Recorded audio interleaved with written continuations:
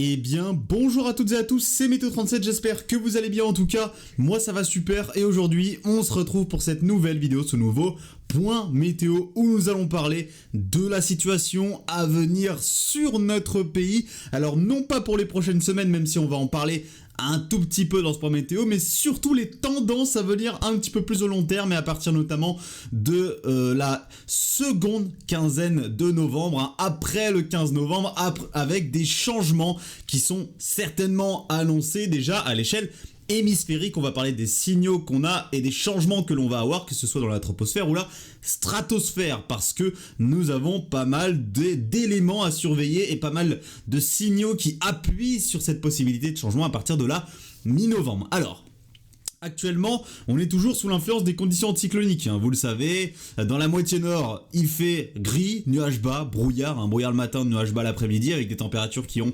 beaucoup de mal à grimper l'après-midi, alors que dans la moitié sud, il fait beau, le soleil rayonne, avec des températures qui là s'envolent beaucoup plus l'après-midi. Donc, ce mois d'octobre est terminé, hein, alors un mois d'octobre qui a été assez contrasté, hein, entre le reste du mois et cette fin octobre, hein, qui a été sous les auspices de l'anticyclone qui a été particulièrement sèche, et tout le reste, toutes les autres semaines d'octobre qui ont été par contre, elles, beaucoup plus sous l'humidité et le flot océanique, hein, qui a été très important sur notre pays durant ce mois d'octobre. Encore une fois, on a eu les effets notamment de systèmes tropicaux qui sont remontés depuis le sud de l'Atlantique, alors depuis le sud de l'Atlantique, depuis les latitudes équatoriales de l'Atlantique, et qui sont venus nous concerner, nous apporter énormément d'humidité avec différents épisodes pluvieux.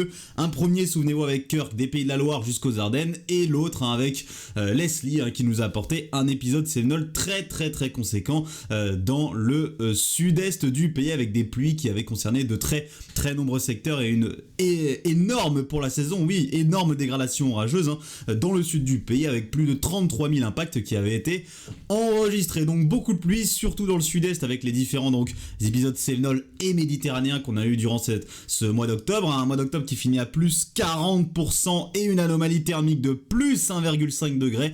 Oui, ça contraste énormément avec septembre. Là, octobre, il s'est complètement envolé, les paramètres malheureusement n'étaient pas bons pour avoir un mois d'octobre qui pouvait ressembler au final au mois de septembre, c'est-à-dire que le mois de septembre a été très très clairement, il faut le dire, sous l'influence de la Nao-, qui permettait plusieurs coulées froides. On a eu des descentes polaires tout simplement durant le mois de septembre. Or, durant le mois d'octobre, la Nao+ est revenue avec une circulation atlantique active, qui permettait donc l'apport de flux de sud-sud-ouest souvent sur notre pays, en plus donc de l'influence des systèmes tropicaux qui eux aussi nous rapportaient de la douceur évidemment venue des tropiques. Donc là, durant ce mois de novembre, ces 2 premières semaines du mois de novembre, cette première quinzaine, eh bien, elle est dans la continuité des derniers jours d'octobre, avec toujours ces conditions anticycloniques, comme je vous ai dit, grisaille dans le nord, plus de soleil dans le sud. Donc, la semaine qui arrive, la semaine que nous entamons, elle sera dans la même continuité que la semaine dernière, c'est-à-dire toujours sous l'influence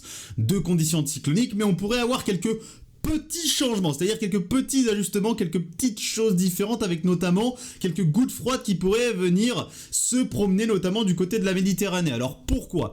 Ce qu'il faut savoir, c'est que les conditions anticycloniques là depuis pas mal de jours, elles sont les suivantes, c'est-à-dire un anticyclone à racines subtropicales. On voit très bien les géopotentiels ici qui sont enracinés ici avec tous les géopotentiels subtropicaux, et l'anticyclone qui est situé ici plutôt du côté de l'Europe centrale, et nous qui nous retrouvons dans le flanc ouest de l'anticyclone, avec donc un flux de sud, d'où quand même l'énorme douceur que nous avons eue ces derniers jours, même si elle a eu tendance à ralentir, à un petit peu quand même s'affaiblir cette douceur là ces derniers jours, et notamment durant ce week-end. Donc la douceur, elle va le reprendre évidemment, et la semaine que nous entamons s'annonce douce, au-dessus des normes encore une fois, et sèche sous les conditions anticycloniques évidemment. Mais vous voyez que l'anticyclone pourrait avoir tendance à remonter, en tout cas les hauts géopotentiels et les hautes pressions pourraient avoir tendance à remonter dans des latitudes un petit peu plus hautes.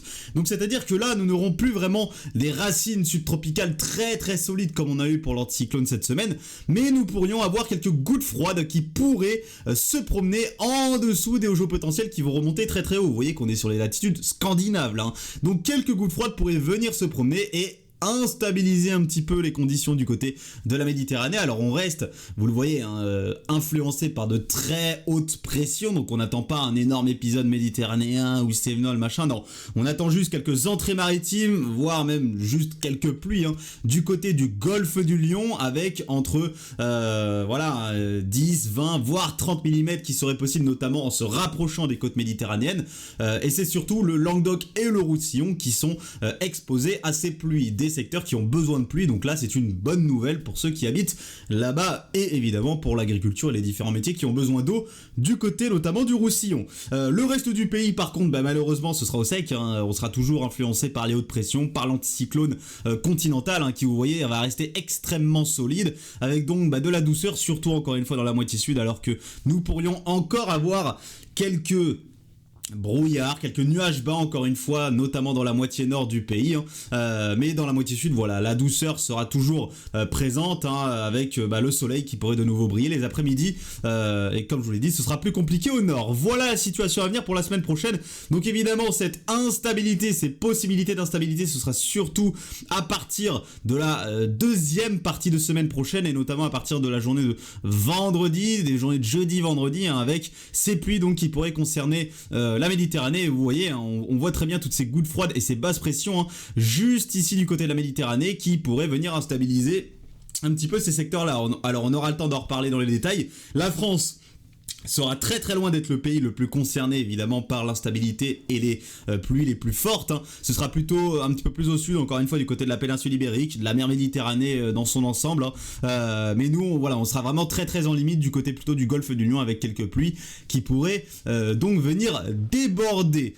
Et là vient à partir de la mi-novembre les fameux changements que nous pourrions avoir, parce qu'on va dire que ce n'est qu'un premier stade, la remontée de ces hautes pressions, de ces hauts géopotentiels dans les latitudes un peu plus nordiques, ce n'est qu'une première étape, ils vont remonter aux latitudes nord Royaume-Uni, Scandinavie, c'est des latitudes qui sont certes hautes, mais ça reste trop bas pour qu'on ait vraiment des conséquences avec des possibilités de vagues de froid, des possibilités de descente polaire. Non, là on a une véritable barrière pour l'instant qui est en place, et cette barrière donc va durer certainement jusqu'au 15 novembre. Alors là, je vais aller dans la deuxième page de GFS, évidemment. Rien n'est à prendre au pied de la lettre à partir de ce moment-là. Vous l'imaginez bien, l'échéance est lointaine et tout reste à affiner.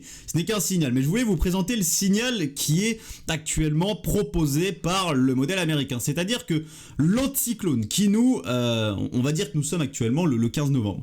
L'anticyclone qui nous concerne depuis 2 semaines va faire un mouvement rétrograde, c'est-à-dire un mouvement rétrograde vers l'Atlantique Nord. Cet anticyclone, alors il est très très solide, vous le savez, 1035 hectopascales, il va donc se décaler vers l'Islande et l'Atlantique Nord pour permettre un blocage très très important sur ces secteurs-là, avec une NA- d'ailleurs qui est très très bien en place, et un peu plus à l'est, et bien cela permet d'écouler froid d'air polaire du côté de l'Europe. Ça c'est le scénario donc qui est proposé par le modèle GFS. Alors pourquoi les modèles tout à coup captent des signaux de descente polaire, d'air froid, ce qui ne veut pas forcément dire qu'elles auront lieu. Attention.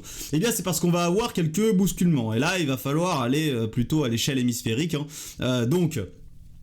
tac, GFS d'ailleurs c'est bien le jour, vous voyez il y a la nouvelle image de GFS qui est sortie. Donc actuellement ce qui se passe c'est plutôt du côté de la stratosphère, tac. On va avoir à partir de la mi-novembre des réchauffements stratosphériques qui vont se mettre en place. Alors c'est des réchauffements mineurs, on parle pas d'un réchauffement stratosphérique où on peut atteindre les 0, 4, 8 degrés dans la stratosphère, on parle de réchauffements stratosphériques qui peuvent nous faire atteindre les moins 20, moins 24 degrés du côté de la stratosphère. Ces réchauffements stratosphériques mineurs, ils pourraient tout de même avoir une influence. Alors ce qu'il faut savoir c'est que les réchauffements stratosphériques viennent de la troposphère, pour ceux qui ne le savent pas, c'est un transfert d'énergie, un transfert de chaleur depuis la troposphère vers la stratosphère. Cette chaleur elle vient pas de nulle part, vous l'imaginez bien, c'est vraiment les températures plus douces, parce que bon là on parle pas vraiment de chaleur, les températures plus douces de la troposphère qui réussissent à percer et remonter dans la stratosphère, ce qui permet donc un réchauffement justement de celle-ci. Les réchauffements stratosphériques, dans un premier temps, ils ont souvent comme effet de venir accentuer les vents stratosphériques, ils viennent augmenter la vitesse des vents stratosphériques puisque les paramètres dans la stratosphère marchent exactement comme dans la troposphère, c'est-à-dire que quand vous avez un conflit de masse d'air qui est important et qui devient de plus en plus important, eh bien les vents entre les deux s'accélèrent. Ça marche vraiment comme dans la troposphère, hein, avec le jet stream par exemple. Le jet stream, c'est une branche qui délimite les masses d'air, hein, polaires et plus douces, hein, du sud. Et donc voilà, hein, souvent le jet stream il peut souffler très très fortement, il peut atteindre les 300-400 km/h lorsque nous avons des contrastes thermiques qui sont très importants entre les latitudes polaires et les latitudes tropicales. Voilà. Donc, avec ce conflit de masse d'air qui peut se mettre en place entre cet air plus doux qui remonte de la troposphère et l'air très froid stratosphérique ici qui représente tout simplement le vortex polaire stratosphérique, eh bien nous allons avoir une accélération des vents stratosphériques. Donc déjà cette accélération des vents stratosphériques que nous allons avoir en globalité sur une bonne partie de la stratosphère, ils vont venir un petit peu chahuter l'ensemble et ils vont venir évidemment chahuter les centres d'action de la troposphère, parce que la stratosphère, vous le savez, peut avoir des effets dans la troposphère.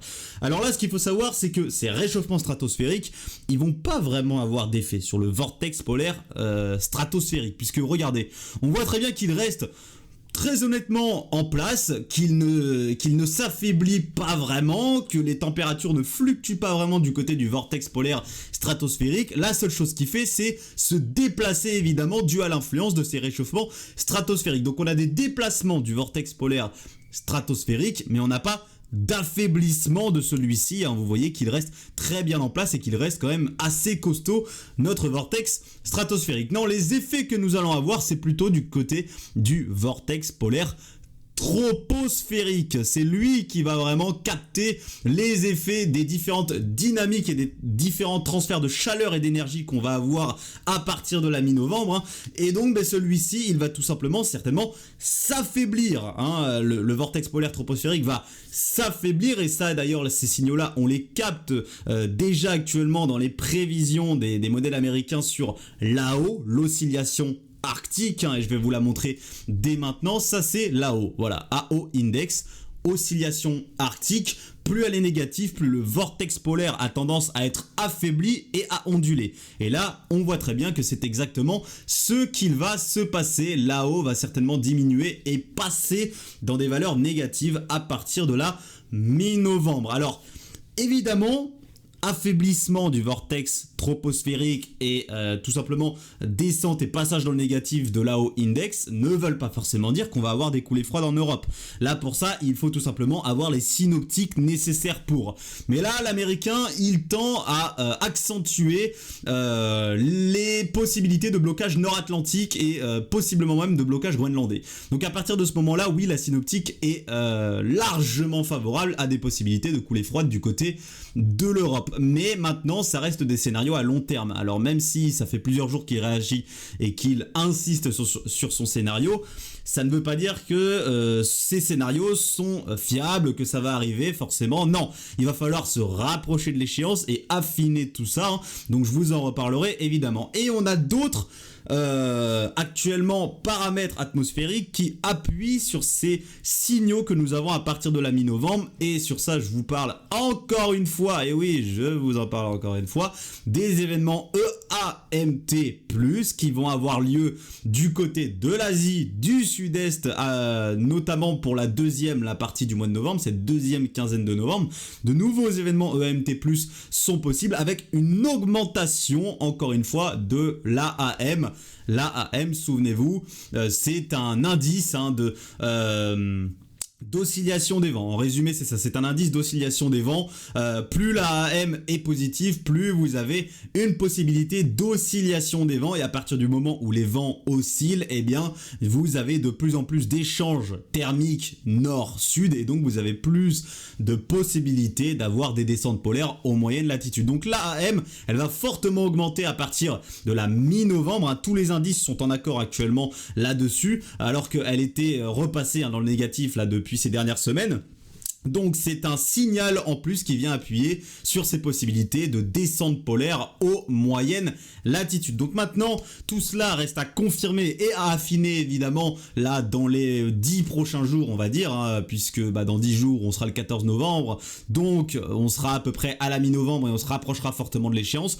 Donc là on va continuer à surveiller tout ça et affiner tout ça évidemment dans les 10 prochains jours, je vous en reparlerai évidemment, mais les signaux sont pour l'instant positifs pour en tout cas déjà un changement à partir de la mi-novembre, un déblocage de la situation du côté de notre continent européen et un déplacement tout simplement de Patator qui pourrait ne plus nous concerner comme il nous concerne là depuis maintenant pas mal de jours. Voilà. Donc j'ai vu beaucoup de gens qui étaient apeurés par Patator, qui voyaient son retour durable là entre cette fin octobre et cette première quinzaine de novembre et qui se disaient « Oh bah ça y est, on est reparti comme il y a 2 ans sur des Patators d'1 an, etc. » Alors non, je vous rassure, notre climat désormais ce n'est pas 2 ans de Patator, 1 an et demi, 2 ans de Patator, 1 an et demi, 2 ans de Patator, 1 an et demi. Non, c'est exceptionnel, ça reste incroyable, exceptionnel ce qu'on a eu il y a encore 1-2 ans, entre 2022 et 2023 notamment, avec ces blocages, ces Patators récurrents que nous avions sur notre pays.